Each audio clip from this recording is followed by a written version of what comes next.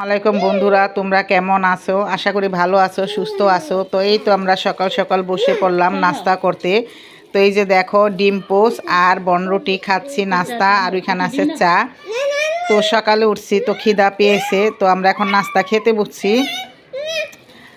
আর আমার এই ভিডিওটা যারা যারা দেখছো তোমরা লাইক কমেন্ট করে দিও, আর আমার পুরোটা ভিডিও দেখবে, স্কিপ করবে না। তো আমার পাশেই থেকো।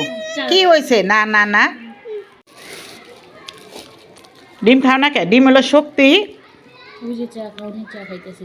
হুম,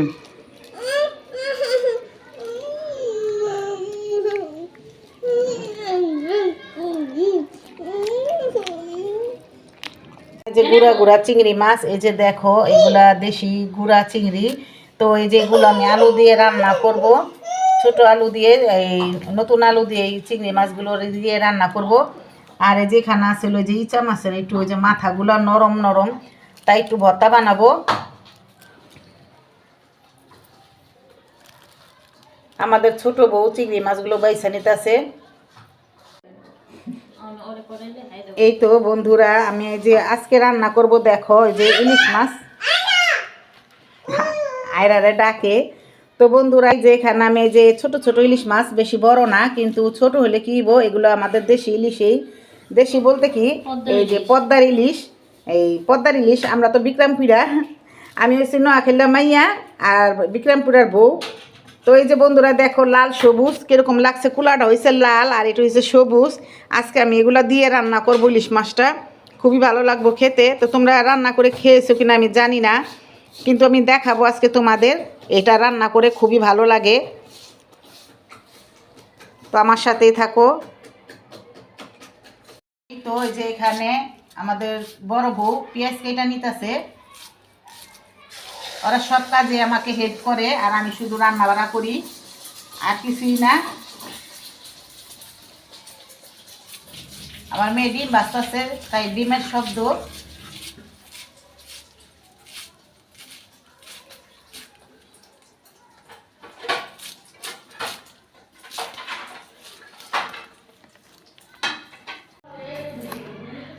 এই যে আমি ইলিশ মাছ দিয়ে রান্নার জন্য এই শসাগুলো কেটে নিব।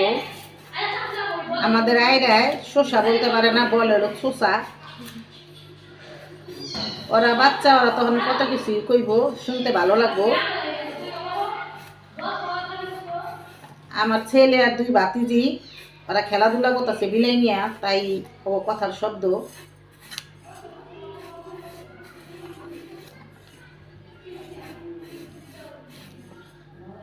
বন্ধুরা, আমার চ্যানেলটা নতুন, তোমরা আমাকে অনেক সাপোর্ট করো, আলহামদুলিল্লাহ আমি খুশি আছি।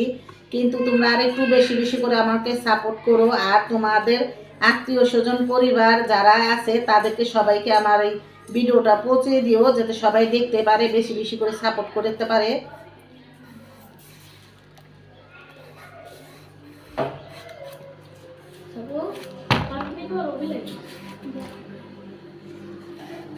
তো এই যেভাবে আমি শসাগুলো সব কুটে নেব।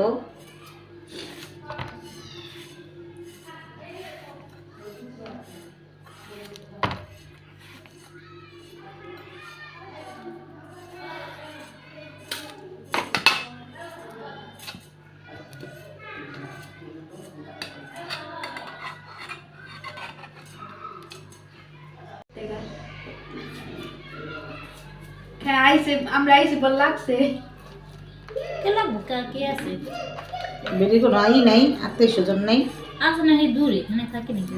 এ বেটি একলে জঙ্গলে থাকে। মানে যত করলাম না, যত বাড়ি করে যা দেখতেছে না, সব আমার বোনের জামাই আছে। এটা তো আসলে না, এমনকি ফ্যামিলি টেমিলি আছে লগে, আছে কিন্তু লগে নাই। আরে ওই যে সিঁড়ি খিচুড়ি মাখলো বৃষ্টি, হ্যাঁ ওই সিঁড়ি হয়ে গেলি করে রাইতে বেলা ওই বাইরে যায়। নিজের মা এই জামাই কেছে শ্বশুর বাড়িতে বিচার দিই। শ্বশুর বাড়ি থেকে আমার বাড়িতে পরে থাকে যে গিনের লেগে, বুঝছো, গিনেছি সুন্দর করে। তো এই যে এখানে আমি একটু হলুদের গুঁড়া দিব, তারপর দিব মরিচ আর লবণ। এগুলো আমি সব এখন মাখিয়ে তারপর ভেজে নেব। তো এই তো আমার তেলটা গরম হয়ে গেছে, এখন আমি মাছগুলো ছেড়ে দিব।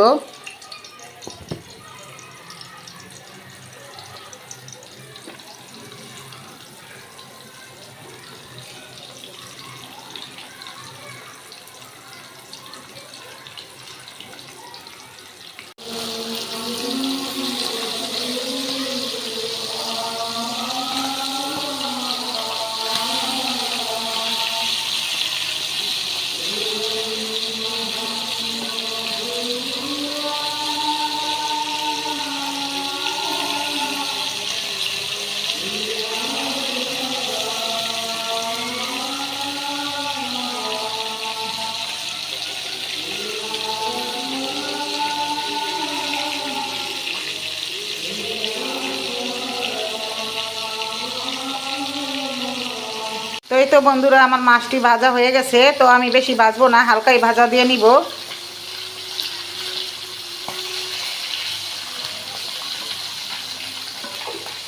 বন্ধুরা আমি অল্প তেল দিছি আর অল্প একটু পেঁয়াজ দিছি, কারণ শসা রানলে পেঁয়াজটা আর তেলটা অল্প দিছি, কারণ আমি মাছ যে ভাজছি সেই ভাজা মাছে তেল উঠছে অনেক, বেশি তেল দিব না। আর এই যে এখন আমি পেঁয়াজটা একটু লাল করে নেব। পেঁয়াজ ভাজা হয়ে গেছে, আর এখানে হলুদ, মরিচ, লবণ, ধইনার গুঁড়া, আর আমি আদা রসুন দেই নাই, কারণ আদা রসুন দিলেও ভালো লাগবো না শসাটায়। তোমরা যদি রান্না করো কোনো সময় আদা রসুন দিতে পারো চাইলে, তোমাদের মনের উপরেই। তো বন্ধুরা আমি শসাগুলো এদিকে দিয়ে দিছি, আমি শসাগুলো ভাপ দেই নাই, কারণ এমনি দিয়ে দিছি। এটা পানি উঠবো, পানি উঠলে এটা কষানো হয়ে যাবে, কষানো হইলেই এটা মনে করো আমি মাছটা হালকা একটু ঝোল দিব, মাছটা ছেড়ে দিব।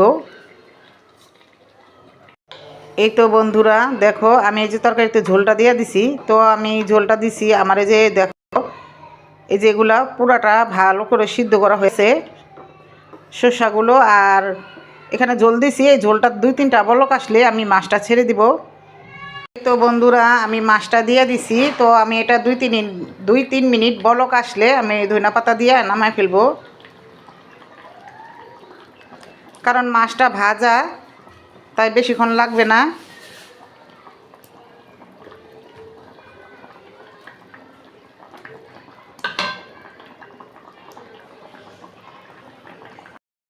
দেখো এই যে আমার রেসিপিটা হয়ে গেছে, আমি যে আজকে কী কী দিয়ে রান্না করলাম তোমাদের তো দেখাইলাম, শেয়ার করলাম।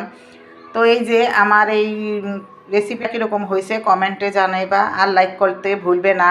আমার আপুরা ভাইয়ার, আমার ভালোবাসার মানুষরা যে যেখান থেকে দেখছো সবাইকে আমার ভালোবাসা।